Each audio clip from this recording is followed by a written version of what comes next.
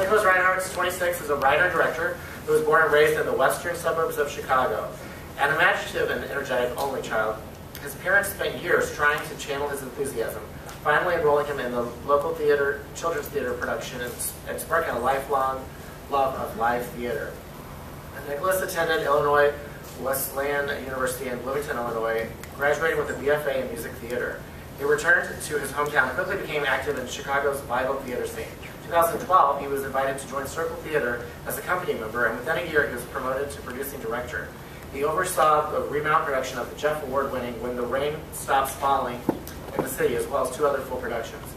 Now in 2014, when the Circle Theater encountered operating troubles, he was appointed to artistic director. A proud gay man, Nicholas found a second artistic home at the LGBT theater company, Mid-Tangent Productions, where he served as associate creative director. Last year, he worked as the music director and cast member in the long-running production of Snow White and the Seven Drag Queens. This past winter, he co-wrote and directed the 1980s themed musical Bitch Fest Club. Now, as a firm believer that the arts are not a luxury but a necessity, Nicholas seeks to create art that is smart, inclusive, and ultimately an entertaining night in the theater. Now, did you know Nicholas has an unhealthy obsession with award shows?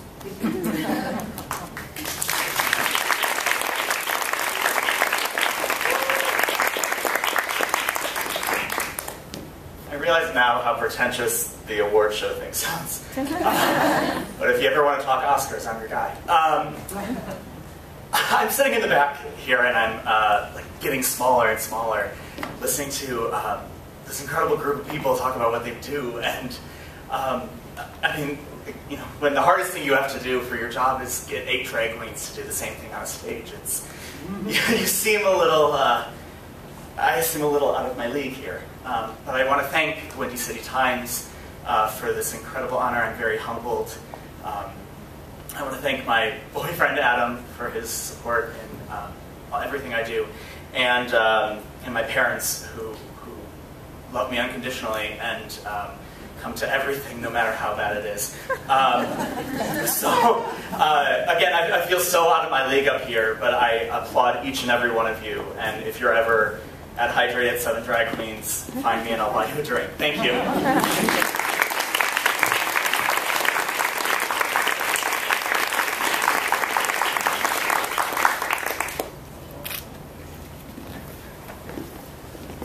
All right, next up we have Chris Rice. So I'm right there earlier. All right, Chris Rice, 29, is an out and proud marketing professional bringing LGBT advocacy to corporate America.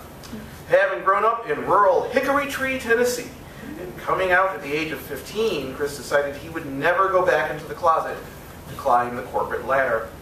He has found that being out at work is an asset to his career and has served as the lead of the Whirlpool Pride Network, which is an LGBT resource group for Whirlpool Corporation, the world's leading marketer of home appliances. Chris helps some of the world's most recognized appliance brands connect with the LGBT community, think the Maytag man holding a rainbow cake to celebrate June Pride Month. And you have Chris. Chris gives back to the community by organizing an annual fundraiser at the World of Whirlpool in Chicago's River North neighborhood, supporting organizations like Project Fierce that benefit Chicago's LGBTQ youth experiencing homelessness.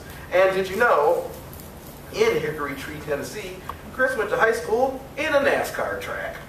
When his school was temporarily condemned, senior year classes were held at the Bristol Motor Speedway. Race on up here, Chris Rice.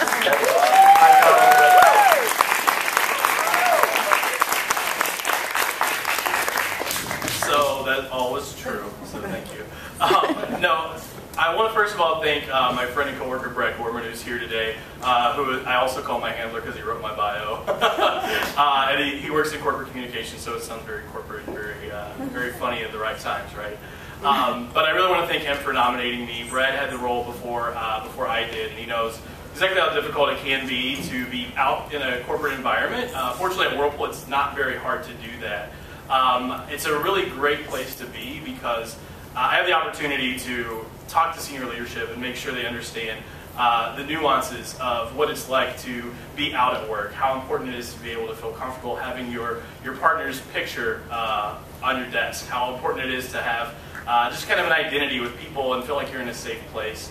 how difficult it is to work in a factory in Tennessee and in transition, in that kind of environment. So it's a really great opportunity that I have, that I'm a part of, but it's also, I kind of echo the sentiments of being extremely humbled up here, because what I do is supported by a major corporation, and I really enjoy that, but at the same time, you guys are doing everything that's outside of the workplace, and so it makes me really happy to know that when I'm out and about in Chicago, that I'm in a little bit of a safer place because of everybody that's up here on this stage. So thank you all for that.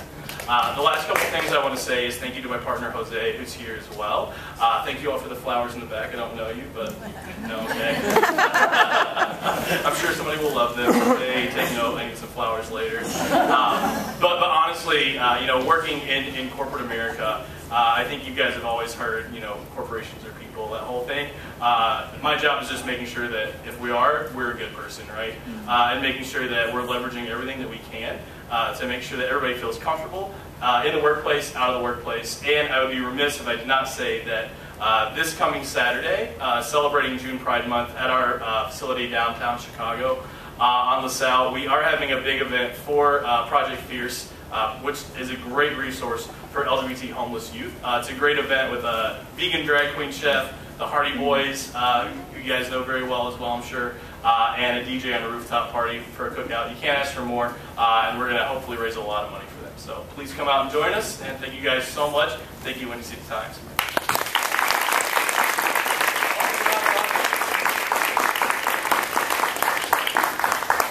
Now it's official. All right.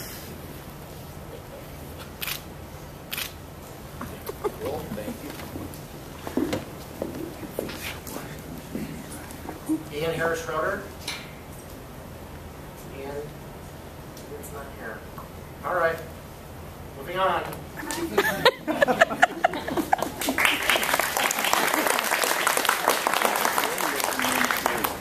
Okay, what about Debbie Southorn? Yeah. All right.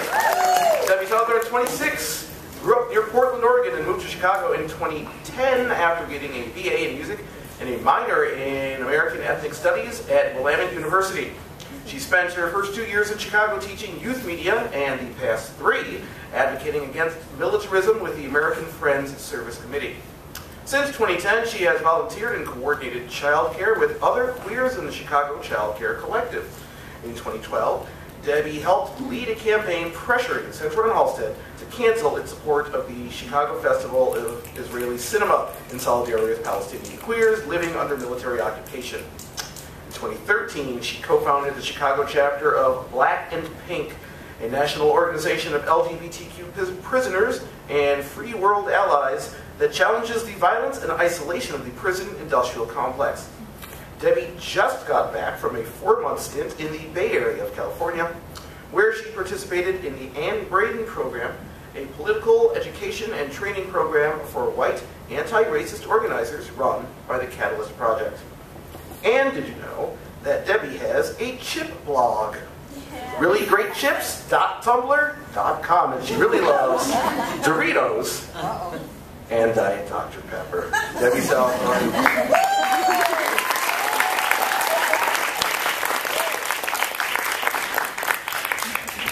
Thanks so much. Like everyone's been saying, it's really humbling to be up here. There are incredible people that I get to share the stage with, and to be recognized in this moment means a lot. I also just want to lift up everything Paige already brought around the fact that we can't pretend that the same kind of violence that allows Black lives to not matter in the eyes of the state is somehow separate from us here in this room right now. We all need to be showing up for Black Lives Matter. And in particular, I'm thinking about white queer folks in this room. Where are we? I want to lift up the words of Marilyn Buck. She was a white, lesbian, anti-imperialist political prisoner. She died of cancer in 2010 after being incarcerated for 29 years for her role in the prison escape of the Black revolutionary Assata Shakur.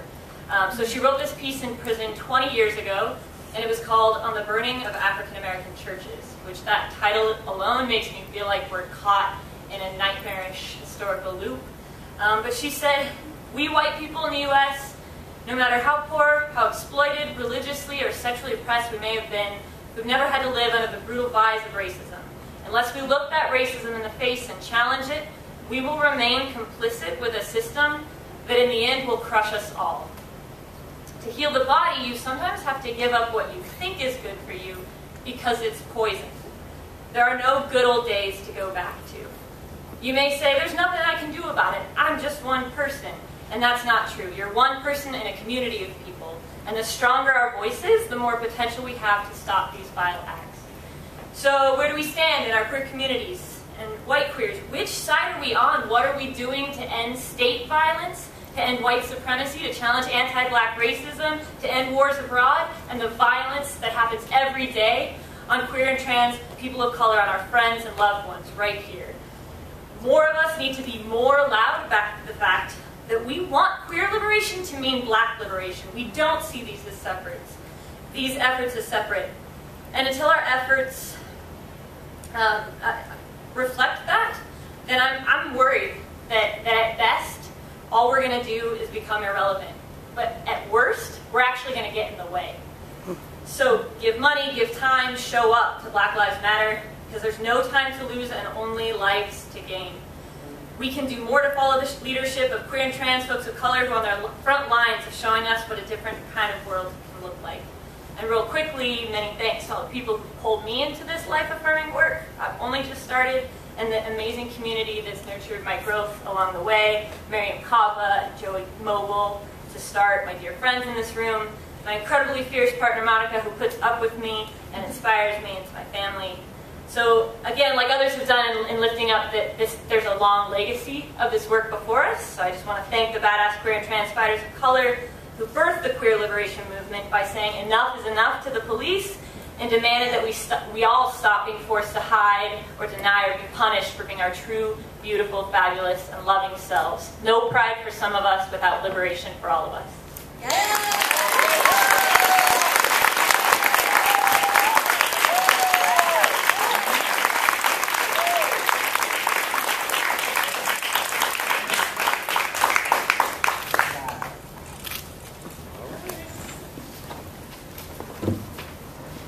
Next we have Liz Thompson.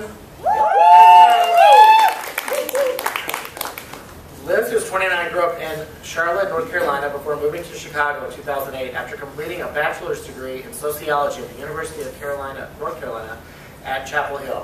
While in Chicago, she completed her master's in public health at the University of Illinois in Chicago in 2013 while working full-time in the public health sector. Upon moving to Chicago, Liz immediately began her career in public health as an HIV tester and sexual health educator at Chicago House. While working there, she collaborated with a dynamic group of social service providers to help launch the Chicago Female Condom Campaign in 2009. Liz eventually expanded her work with FC2S to the National Female Condom Campaign, developing a toolkit for the local education and promotion of that. In 2012, Liz was invited by the Center for the Health and Gender Equity to represent Illinois at the Healthy Future Action Summit and Lobby Day in Washington, D.C. Now Liz is committed to applying her skills and knowledge to address health disparities and social injustice. She is now the Health Services Coordinator for Deborah's Place, Chicago's largest provider of supportive housing for women experiencing homelessness. Now, did you know Liz is an avid weightlifter and hopes to eventually compete in local powerlifting competitions?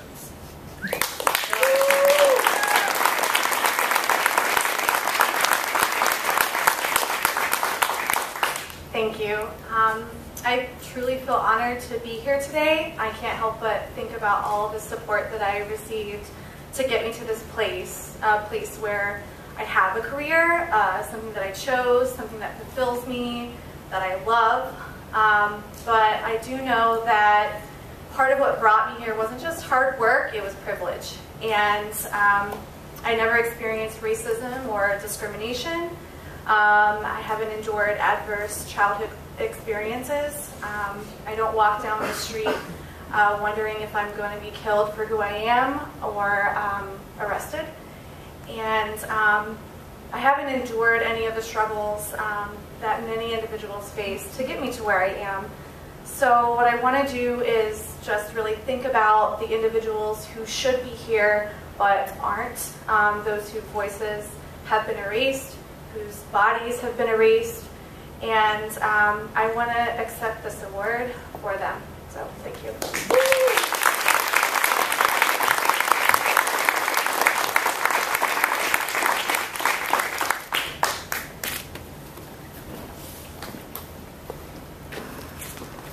All right, Monica Trinidad. All right now. Monica Trinidad, 28, was born on the far south side of Chicago, in the east side / south Chicago communities. She began organizing against the Iraq War as a student at the University of Illinois in Chicago, where she received a Bachelor of Arts in Gender and Women's Studies. In 2012, she co-founded Brown and Proud Press, a zine-making collective of queer people of color with the intent of sharing personal narratives as a catalyst for collective healing and change. Now in its third year, Brown and Proud Press has zines archived at the University of Chicago's Library Zine Collection and Barnard Zine Library, and sold throughout various distributors and bookstores across the country. In 2014, Monica traveled to the United Nations in Geneva, Switzerland, with a We Charge Genocide to deliver a report on police violence against youth of color in Chicago. Monica recently had her artwork featured in the first ever Artists Against Police Violence curated exhibit at EMW Gallery in Cambridge, Massachusetts. She currently is in her second year of co-organizing Fed Up Fest, a 3-day DIY music and workshop festival centering on queer and trans voices in punk communities. And did you know that Monica is a textbook Virgo and will organize your closet if you let her? My address is 1407 West Jarvis in Rogers Park. Anytime, Monica Trinidad.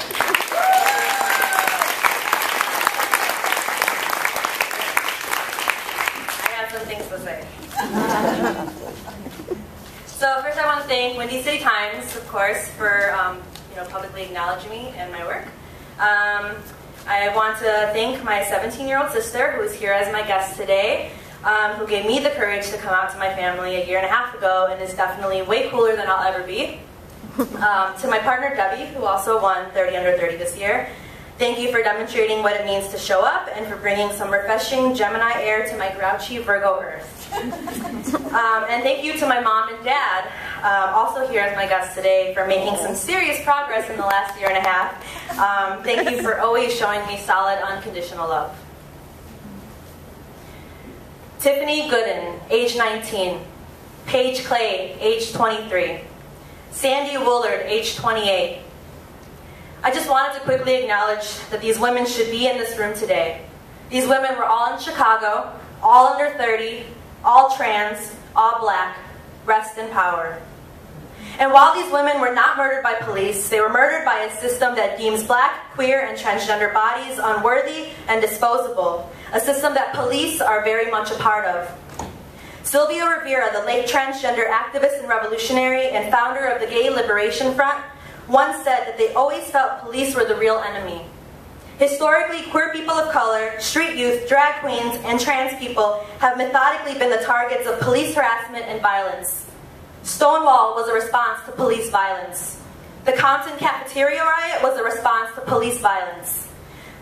Almost every LGBT action that spurred the gay liberation movement was in response to relentless police harassment and violence, targeting communities for simply existing.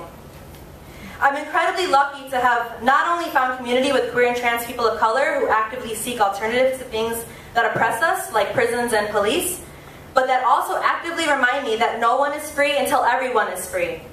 I uplift the Black Lives Matter movement, an effort that is founded by 3 black queer women, and We Charge Genocide, an effort mostly led by black women, that I am proud to be a part of, for teaching me that we must love each other, protect each other, and show up for each other if we actually want to get free. I wish the record 1 million LGBTQ and allies at Chicago's Pride Parade last year turned out for Black Lives Matter in Chicago on the regular.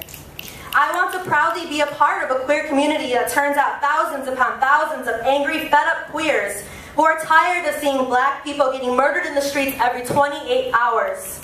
Because that means queer people are being murdered too.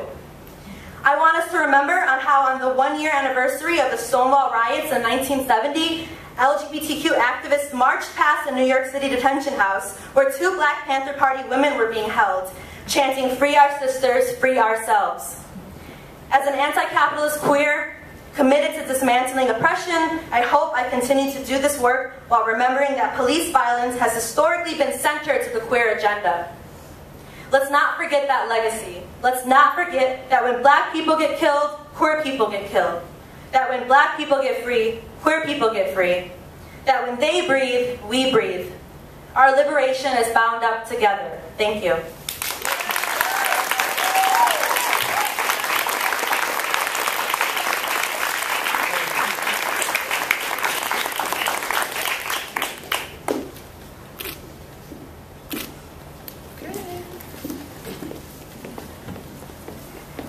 All right, next we have Will Van Vox.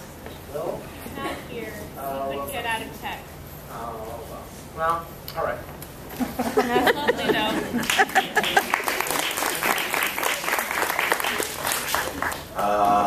Derek Van Barum.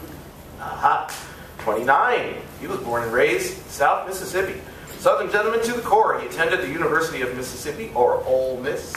Before moving to Chicago in 2008, he received his MFA from the Chicago College of Performing Arts at Roosevelt University, where his thesis focused on gender-blind casting in theater. Derek found an artistic home with 2 Chicago companies committed to developing new work. He is the artistic director of The Ruckus and an artistic associate with Pride Films and Plays, whose mission is to create powerful theatrics and film that speak for the LGBT community and are essential viewing for all audiences. He directed Topher Payne's Angry Fags as part of the Steppenwolf Garage repertoire and co-directed the Chicago premiere of Terrence McNally's Some Men with David Zack. He received a Jeff nomination for directing Songs from an Unmade Bed and developed Kill Your Boyfriends, based on the poetry of Walt Whitman, Richard Sykin, and Alex Dimitrov for the Naked July Festival. His current show, Miracle, by Dan Savage. Yes, that's written down in there. By Dan Savage, asks the important question, what if Helen Keller were a drag queen? Probably asking yourself that earlier today. As an improviser, Derek currently plays at I.O. Chicago with the queer team Baby Wine. For the second year, he is helping host and curate Queerdo, a pride showcase of Chicago's best queer comedians and improvisers. And did you know, the name of Derek's home Wi-Fi network is Girl Interrupted. The password, of course, is Clea Duval. Ladies and gentlemen, Derek Van Barum.